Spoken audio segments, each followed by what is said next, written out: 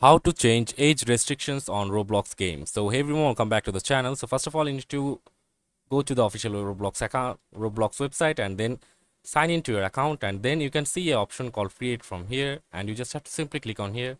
And after clicking on create options, you just have to scroll down a little bit, and then you have to just click on the place under the experience section and click on the three dot here and click on configure localization option from here.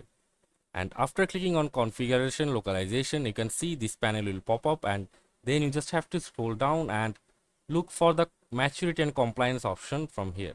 And after clicking on the maturity and compliance option, you can see there is questionnaire not started and many things are related here. So this is basically there is restriction option. So I have not started yet. So if I click on the start option here, and please answer the questions accurately based on the most mature extreme, and does this experience contain violence and violent content. I'll say just select no and click on save and continue. And does this experience depict blood? No. And click on save and continue.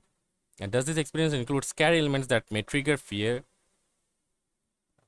I'd say no and click on save and continue. And crude humor, like does this experience depict reference or encourage crude humor? No, and click on save and continue. And does this experience contain any unplayable gambling content? You just have to click on no and click on save and continue.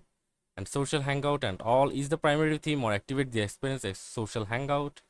No.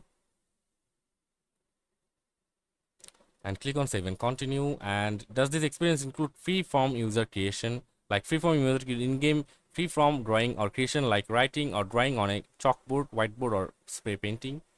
You just have to click on no and save and continue. Does this experience contain paint random items? Select no and save and continue. And after accepting everything and submitting every question, you just have to click on submit and wait for the result. And as you can see, your questionnaire has been successfully submitted, and then you just have to wait for it, and they will let you know in some business days. So that's it for this video. See you on the next one, guys.